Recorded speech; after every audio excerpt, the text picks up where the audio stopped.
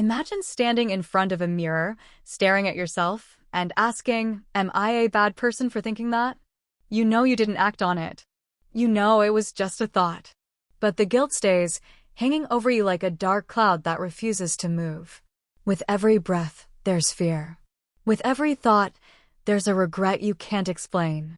This is the story of OCD and guilt, a painful, silent struggle that wears down the soul. Not because of weakness, but because of an overwhelming sense of responsibility. And sadly, many people don't realize this is a real kind of suffering. This episode isn't just about explaining OCD, it's about making sure no one who suffers from it feels invisible.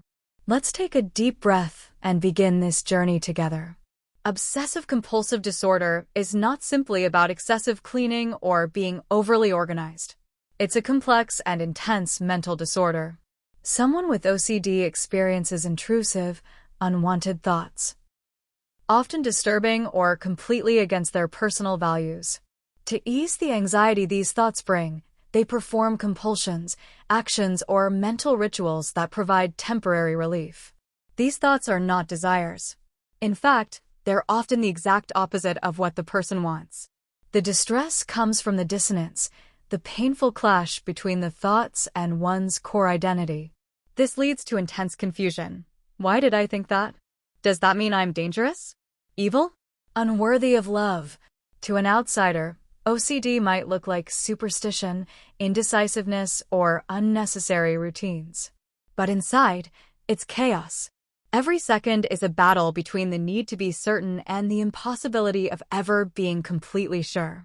OCD traps the brain in a cycle where even the absence of danger feels unsafe. And what's worse, this condition often masquerades behind a mask of normalcy. People with OCD are often highly intelligent, sensitive, and caring individuals. But their suffering remains hidden, buried behind smiles and the fear of being misunderstood.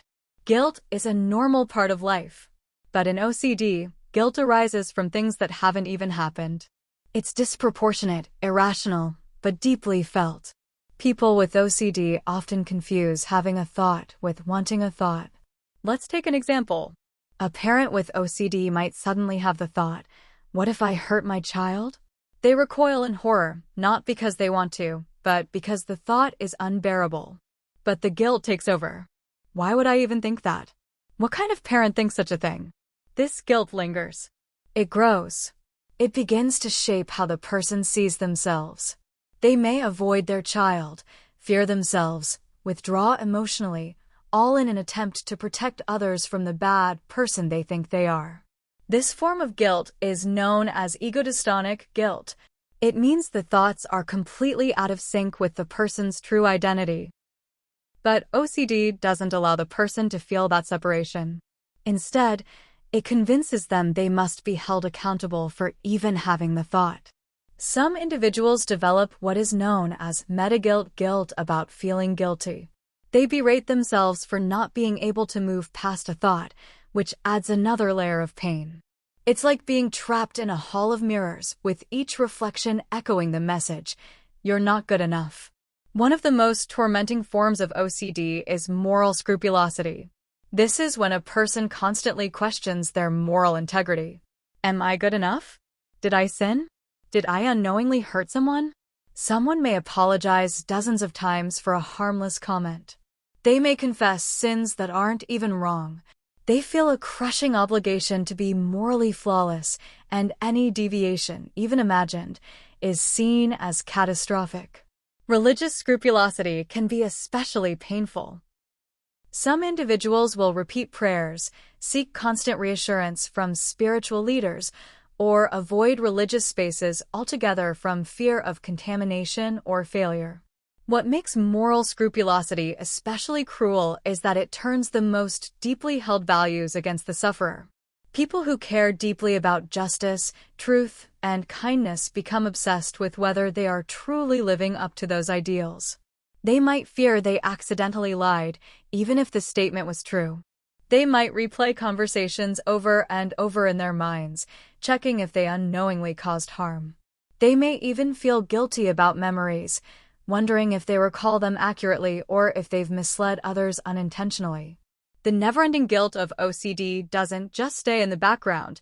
It becomes a weight that drags everything down. Many people with OCD eventually develop depression. Why wouldn't they? If you felt guilty all the time for things you never did, your spirit would break too. It creates a loop. Intrusive thought leads to guilt. Guilt leads to depression.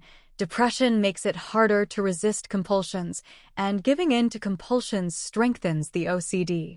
It's exhausting. Every day is a mental marathon with no finish line. It's important to note that this depression is often not rooted in hopelessness, but in fatigue. The emotional toll of constantly questioning oneself, of never being certain, of always feeling like one misstep away from catastrophe, it breaks the will. It makes joy feel distant and peace feel like a foreign concept. Some sufferers lose interest in things they once loved. They withdraw from relationships out of fear of hurting others. They struggle with self-worth, not because they've done anything wrong, but because OCD convinces them they're fundamentally flawed. The brain of someone with OCD is stuck in threat detection mode. Everything is a potential danger. And when danger feels uncontrollable, the mind tries to cope with guilt. If I blame myself, maybe I can prevent it. It's a heartbreaking trade, responsibility in exchange for the illusion of safety. But it never works. The guilt doesn't protect them. It just punishes them. And OCD doesn't reward good behavior. It just keeps raising the bar. There's also a societal factor. Many people with OCD were raised in environments that emphasize perfection, responsibility, or strict moral codes. When these values are absorbed deeply, the mind becomes allergic to ambiguity. The result? Obsessive guilt over the smallest imperfection. OCD often disguises itself as conscientiousness. It convinces people that their guilt makes them good people. And that's perhaps the cruelest part, because the more guilt they feel, the more trapped they become. Recovery is possible. It's not fast, and it's not easy, but it's real. One of the most effective treatments for OCD is exposure and response prevention, ERP. This therapy doesn't try to eliminate thoughts. It teaches people to live with them. Let's say someone fears they might harm someone accidentally. ERP would expose them to that thought intentionally and help them resist the urge to fix it through a compulsion. It's a process of learning that the mind can be messy and uncertain and still be safe. In time, the thoughts lose their power. Guilt fades. The individual realizes they can coexist with their fears without obeying them. Mindfulness helps too. By observing thoughts without judgment, people with OCD can create space between the thought and the reaction. They learn to say, "That's just a thought," instead of, "That's who I am." Other tools include cognitive restructuring, self-compassion practices, and group therapy where individuals realize they're not alone. Naming the OCD voice, separating it from oneself, can also be liberating. When people say, "That's my OCD talking," they reclaim power. OCD doesn't just affect the individual, it touches everyone around them. And the way loved ones respond can either feed the OCD or help starve it. The most common mistake is reassurance. "Don't worry, you didn't do anything wrong," might feel helpful in the moment, but it reinforces the cycle. What helps more is presence. Saying things like, "I know this feels real, but we're going to get through it together," creates safety without enabling the compulsion. Family members can also educate themselves.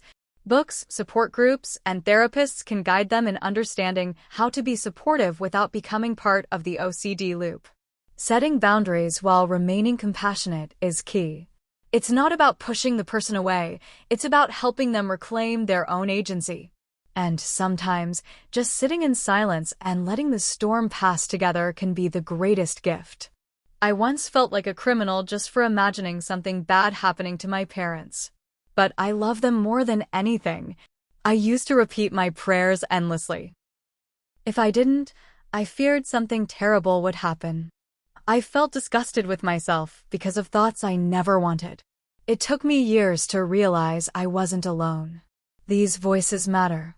Every person with OCD who opens up about their experience helps break the silence. They are not weak. They are not dangerous. They are survivors of a mental illness that twists reality, and yet they keep moving forward. We need more of these stories. We need to remind people that they're not broken. They're just caught in a storm. Sharing brings healing, not just to the speaker, but to those still suffering in silence. OCD and guilt is a combination that drains the mind and soul. But it's not the end of the story. If you're struggling with this, I want you to know, you're not a bad person. You're not a burden. You're simply a human facing a storm in your thoughts, and that takes unimaginable strength. Don't give up. Seek help. Talk to someone you trust. And remember, recovery isn't about being perfect. It's about being brave enough to keep going, even with doubt and guilt. You deserve peace. And you don't have to carry this alone. The hard days won't last forever. And every small step forward is proof that you haven't given up. You are worthy. You are enough. You are not alone. And with time, patience, and support, you will feel light again. Until then, breathe. Speak kindly to yourself. And keep going. One moment at a time.